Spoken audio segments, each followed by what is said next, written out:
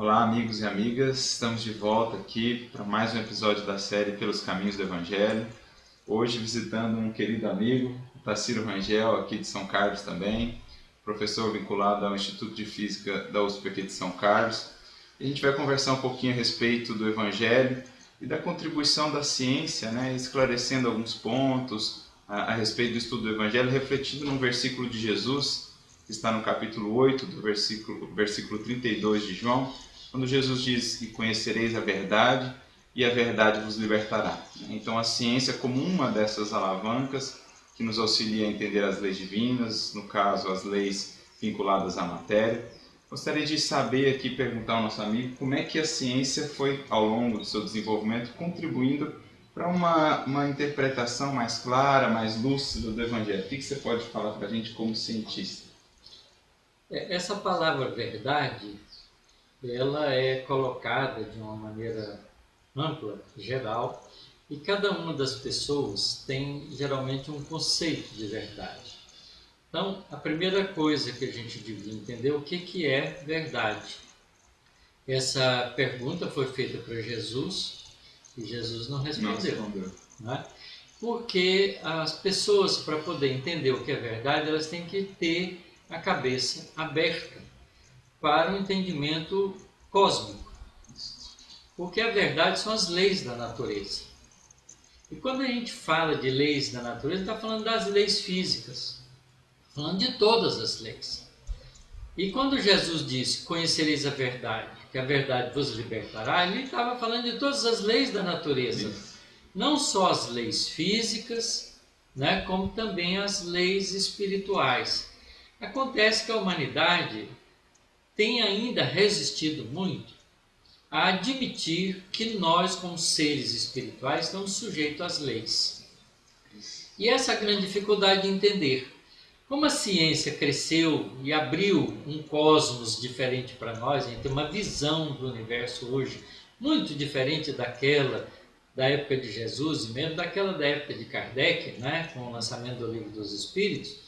Hoje nós sabemos que muitas das verdades científicas estão ainda por demonstrar, por ser demonstrado através das observações. Então, a verdade é uma coisa que a gente vai adquirindo por passos, com o progresso. E obviamente que nós já estamos maduros para entender que existem leis espirituais que nos governam. E Jesus estava falando especificamente, naquele momento, dessas leis.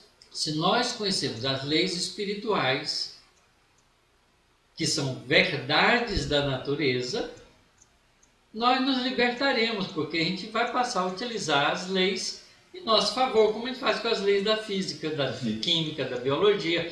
A gente está fazendo essa gravação utilizando todos os recursos do eletromagnetismo que a gente desenvolveu, com toda essa instrumentalidade eletrônica e de vídeo que a gente tem hoje. São verdades descobertas da natureza. E as verdades espirituais? Quais são as leis espirituais que nos governam? Então, quando a gente esbarra nessas leis, que são as leis enunciadas por Jesus, porque Jesus, de uma maneira elegante, ele enunciou todas as leis da natureza para a gente. Ele falou da lei do amor, ele falou da lei da reencarnação, ele falou da lei de evolução, Se quiser ser perfeito, Perfeito como o vosso Pai, Como o vosso Pai, comece a trabalhar por isso. Quer dizer, então a gente tem que ser perfeito, capaz de atingir a perfeição. Então isso significa lei de evolução. Quando ele falou, cada um será dado segundo as suas obras, está falando da lei de causa e efeito. Quando ele fala: "Se tua mão ou teu olho é motivo de escândalo, é preferível arranqueis, joga longe de ti, é preferível entreis na vida, sem a mão, sem o olho, depois estende para o pé, do que entrar na vida e perdê-la toda". Então ele está dizendo que se a gente tem alguma coisa que é motivo de escândalo, a gente já viveu antes. E a gente sabe que a gente cometeu enganos com a utilização dos recursos que Deus nos oferece. Então é preferível a gente voltar à vida sem isso, sem a mão, sem o olho, sem o pé. Razão porque muitas pessoas têm deficiências, porque a gente usa mal e a reencarnação está embutida nessa lição. Além dele falar da reencarnação com o exemplo de João Batista e Elias. Então, a gente sabe que Jesus enunciou as leis espirituais para a gente. O Evangelho é o anúncio das leis espirituais que nos governam. Conhecereis essas leis e você se sentirá livre, porque você vai poder utilizar essas leis agora com inteligência, a seu favor. Olha, se você sabe, se você fizer mal para alguém, você vai ter que corrigir isso cedo ou tarde, é melhor não fazer o mal. Certo? Então a gente começa a utilizar as leis para o nosso próprio bem. Você não vai enfiar o dedo na tomada elétrica para levar um choque, mas você pluga qualquer objeto de facilidade na sua vida, como um computador, como um ventilador, como qualquer coisa que te beneficie. A regra é a mesma.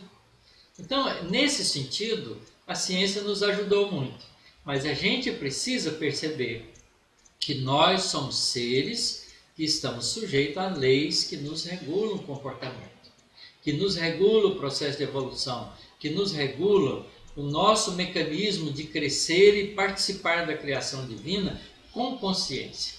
Então é isso que significa liberdade. Ser livre é saber quais as leis que você pode usar para te auto-beneficiar e utilizá-las com inteligência.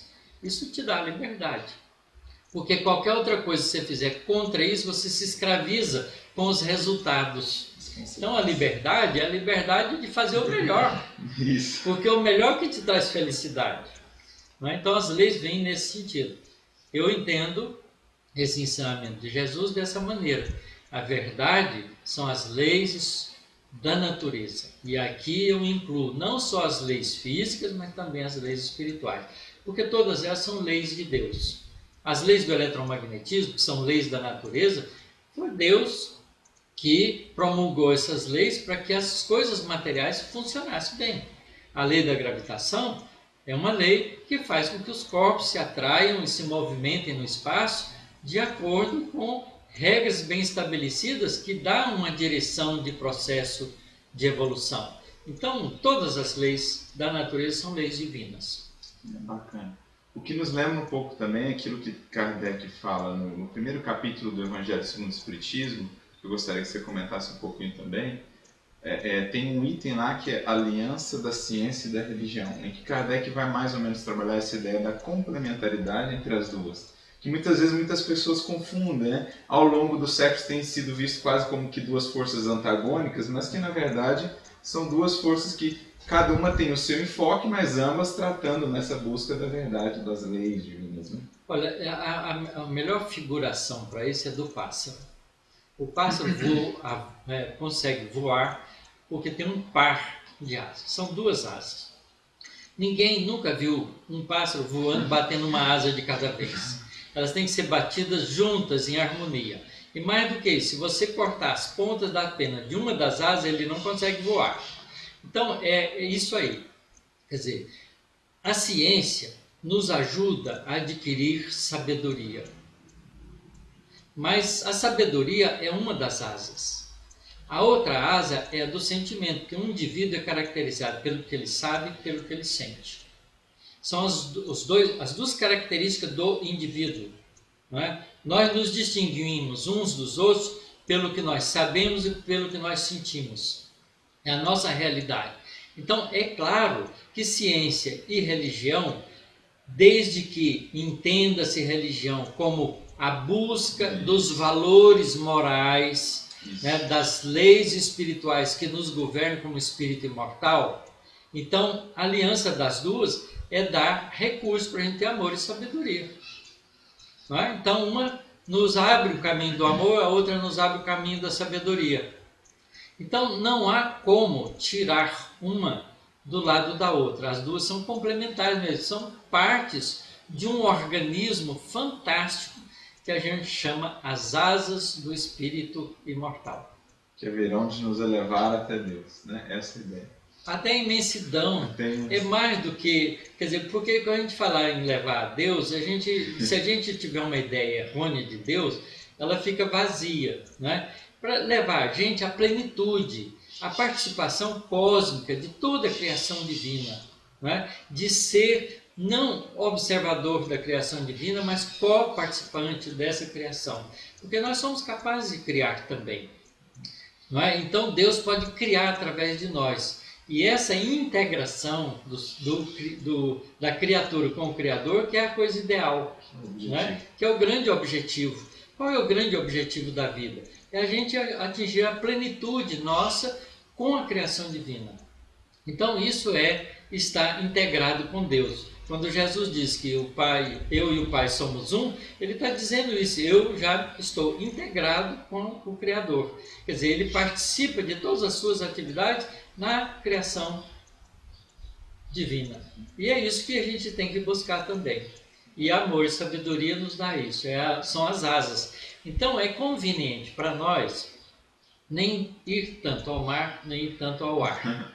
Isto é, a gente tem que estudar para aprender, para desenvolver sabedoria, mas aplicar o aprendizado na vida de relação para desenvolver o lado das emoções, dos sentimentos, para que a gente também tenha a praticidade da aplicação do conhecimento, porque é isso que faz com que as duas asas estejam, mesmo curtas, batendo em harmonia.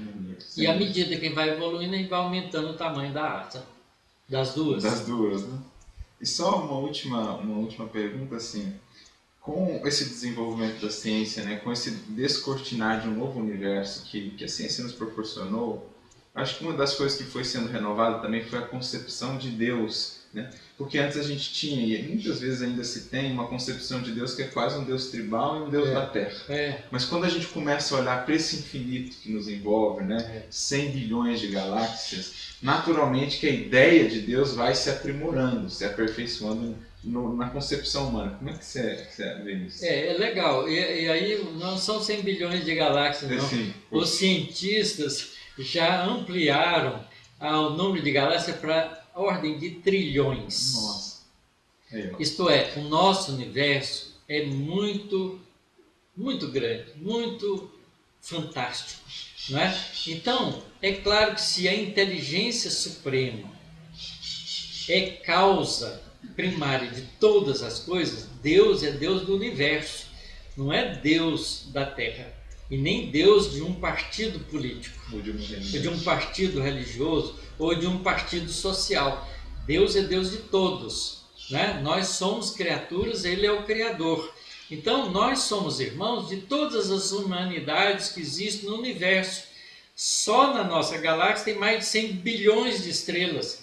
E nós estamos descobrindo que todas as estrelas parecem ter sistema planetário, ou a boa parte delas tem sistema planetário. E certamente muitos desses planetas são habitados. Então tem muitas humanidades por aí afora, que são nossos irmãos. Então Deus tem que ser Deus de todo mundo, não pode ser Deus particular.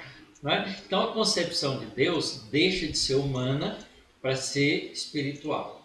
Só uma visão espiritual pode ajudar a gente a começar a sentir, a perceber a grandeza divina. Então a gente precisa sair da Terra. E nesse sentido o Evangelho toma dimensões muito amplas. Claro, perfeitamente, porque o Evangelho é o código universal das leis espirituais para todos os espíritos do universo, não só para nós da Terra. Isso é muito bonito. É muito lindo, fantástico, porque a nossa humanidade aqui é pequena, são pouco mais de 20 bilhões de espíritos só. 7 bilhões e meio quase encarnados, mas a maioria dos espíritos da vida terrena estão desencarnados e os outros planetas. Quantos espíritos tem? Somos todos irmãos, e esse Deus é Deus de todos nós. Que beleza.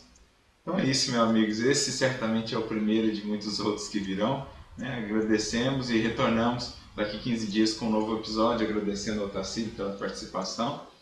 Fiquem com Deus, muita luz e muita paz a todos. Muito obrigado.